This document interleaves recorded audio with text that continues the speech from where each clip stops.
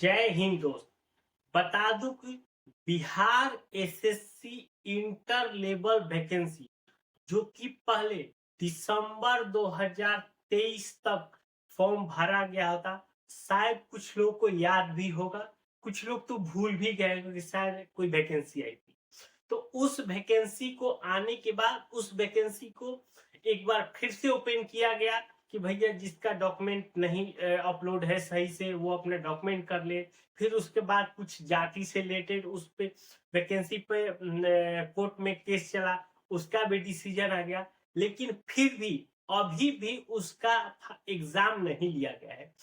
उसी वैकेंसी को दोबारा से सीट की बढ़ोतरी कर दी गई है और फिर से उसी वैकेंसी को रीओपन किया गया है। यानी कि जो वैकेंसी पहले थी उसी में सीट को बढ़ा दिया गया है और दोबारा से जो बच्चे फॉर्म नहीं भरे थे वो फॉर्म को भर सकते हैं। अब ऐसे केस में थोड़ा सा ये कंफ्यूजन जरूर होगा कि क्या जो बच्चे पहले 2023 में फॉर्म भर दिए हैं क्या उनको दोबारा से इस फॉर्म को भरना है या उनके लिए भी कोई गाइडलाइंस है। तो मैं इस वीडियो में सारे डिटेल्स को बताने वाला हूं कि जो नए बच्चे हैं वो फॉर्म भरेंगे तो उनको क्या क्या इंपॉर्टेंट डॉक्यूमेंट तैयार करने हैं। जी हाँ, अगर आप जो पहले बच्चे भर दिए हैं उनसे अगर आप पूछेंगे तो बहुत लंबी लिस्ट थी, क्योंकि यहाँ भी आपको देखने को उन सारे डॉक्यूमेंट को आपको तैयार करके रखने हैं। जब ये फॉर्म भरा जाएगा तो सारे डॉक्यूमेंट को आपको पूरा के पूरा स्कैन करना है, स्कैन करके अपलोड करना है। तो इसलिए वीडियो लास्ट तक देखिए और खासकर डॉक्यूमेंट्स वाले सेक्शन जो नए बच्चे इस बार इस फॉर्म को भरने वाले हैं वो सारे डॉक्यूमेंट अपना तैयार कर ले। चलिए मैं वीडियो को शुरू करता हूँ। देखिए, पहले जो याद होगा कि ये वैकेंसी अप्रॉक्स आपके 10,000 के आसपास ये पदों पे उसमें वैकेंसी निकली थी। लेकिन उसी पद को बढ़ा के कर दिया गया है 23,175 पद के लिए। ठीक है, इसमें क्वालिफिकेशन सेम रखा गया है। क्वालिफिकेशन पहले भी 10+2 था, अभी भी वही 10+2 है, यानी कि इंटर आप जिससे भी किए हैं आप इसके लिए एलिजिबल। एज की बात करें तो 18 साल से लेकर 37 साल जनरल और ईडब्ल्यूएस के लिए। ओबीसी का है तो उसको 40 साल तक और एससी एसटी को 42 साल तक आपका एज तक आपका फॉर्म भर सकते हैं। फॉर्म आपका बता दूं कि 15 अक्टूबर से शुरू होगा और 27 नवंबर तक फॉर्म भरेगा, यानी कि कह सकते हैं अप्रोक्स आपके पास 1.5 महीने फॉर्म भरने के लिए। पहले भी जब फॉर्म खुला था तो पूरा इसमें लंबा समय दिया गया था, तो इसलिए इस बार भी लंबा ही समय है। तो अब भगवान जाने कि इतना लंबा समय जब फॉर्म भरने दिया तो इसका एग्जाम कब लिया जाएगा, अब तो ये सरकार ही बता सकती है। और ये सबसे एक और अच्छी बात है कि जो इस एग्जाम भरने के दौरान में इसी दौरान में ही बिहार में चुनाव भी होंगे, बिहार के रिजल्ट की भी घोषणा होगी, बिहार का सरकार भी नया बन जाएगा, जिसका भी बने।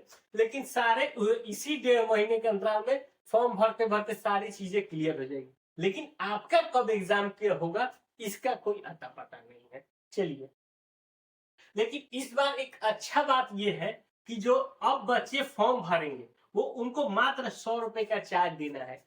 कोई भी हो, जनरल हो, एससी एसटी ओबीसी कोई भी हो। उस समय जो लोग फॉर्म भरते आपको याद दिला दूं कि जो जनरल ईडब्ल्यूएस और ओबीसी था उन्होंने 540 रुपए पे किए थे।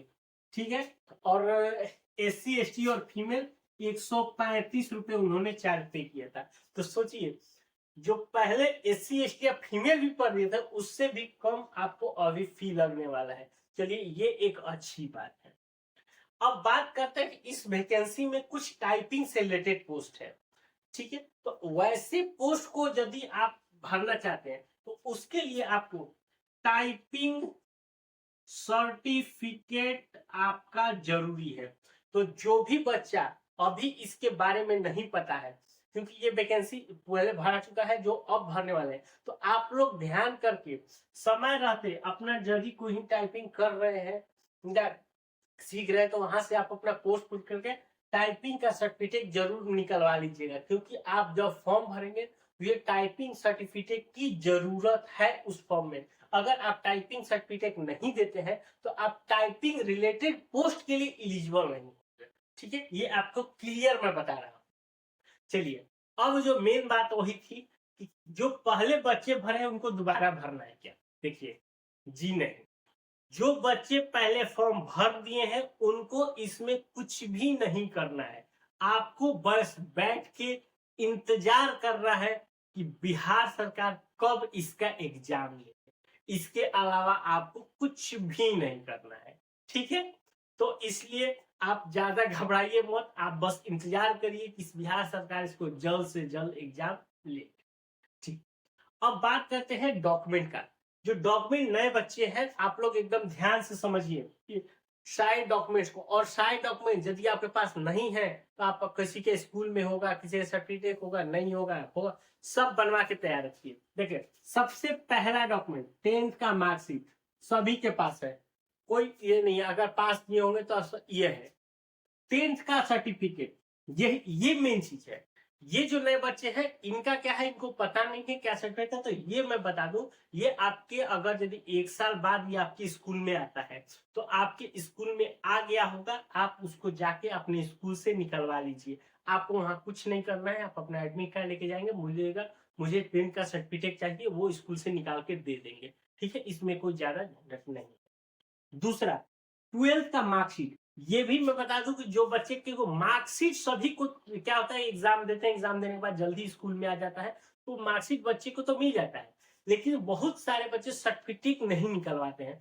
सेम वही कंडीशन 12th के लिए भी है। जो भी बच्चा अगर मान लीजिए 23 में पास किया होगा तो उन सब लोगों का सर्टिफिकेट आपके वहां पे आ गया है, तो आप लोग अपने स्कूल में जाके सर्टिफिकेट निकलवा लीजिए। ये सारे मैं जो बोल रहा हूँ ये कंपलसरी है, और कंपलसरी इसलिए है ये सारे को आपको स्कैन करके अपलोड करना है, वहां प्रॉपर लिखा हुआ है 10th का सर्टिफिकेट, 10th का मार्कशीट, 12th का सर्टिफिकेट, 12th का मार्कशीट, जिसके कॉलम दिए हुए। ऐसा नहीं कि आप मतलब देखिए, अगर आपके पास नहीं है आप अलग बात, लेकिन अगर आपके पास आ गया है तो आप पहले जाके स्कूल में इसको पहले पता करिए और तुरंत उसको निकालिए। उसके बाद बात करते हैं निवास प्रमाण पत्र, जो कि आप बनवा लेंगे सीओले से या जो भी ब्लॉक से उसके बाद अगर SC ST का होगा तो उनको कास्ट सर्टिफिकेट की जरूरत पड़ेगी, ठीक है? जो NCL होगा वो देखिए BC और EBC, अगर इस कैटेगरी के होंगे तो उनको NCL जरूरत पड़ेगा, अगर EWS जो जनरल के होंगे EWS में आते हैं तो होता है EWS। ये सारे सर्टिफिकेट मैं फिर से बोल रहा हूँ, ये सभी डॉक्यूमेंट्स को आपको अपलोड करने हैं फॉर्म भरते समय, इसलिए आप लापरवाही बिल्कुल मत करिए, अभी से लगिए, तब जाके आपके डॉक्यूमेंट तैयार होंगे।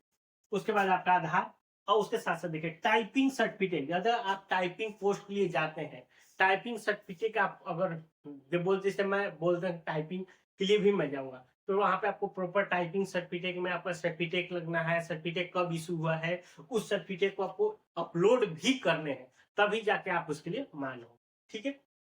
तो ये सारे डॉक्यूमेंट्स है जिसको आप जो नए बच्चे हैं उसको तैयार करा लीजिए, ताकि फॉर्म 15 अक्टूबर के बाद जैसे ही खुलेगा तो आप इसको सबको लेके देखिए। एक मैं फिर से मैं चीज बता रहा हूँ, इस फॉर्म भरने में आपको बहुत ज्यादा सावधानी बरतनी है। क्यों बरतनी है? क्योंकि इसमें सब डॉक्यूमेंट को अपलोड करने हैं, तो अगर आप खुद से भरेंगे तो भैया समझिएगा कि जिस जिस ब्लॉक में जो दिया है वही फाइल अपलोड हो। अगर आप सपोज कहीं साइबर में भरवा रहे हैं तो वहां पे भी साइबर वाले पर्सन से आप प्रॉपर उसको देखते रहिए कि वो जो फाइल डाल रहे हैं वो सही फाइल है या नहीं। पता चला 10th का मार्कशीट की जगह 10th का सर्टिफिकेट डाला गया, 12th का मार्कशीट डाला था तो 12th का सर्टिफिकेट डाला, तो ये सब कंफ्यूजन होते हैं, देखे गए हैं भैया।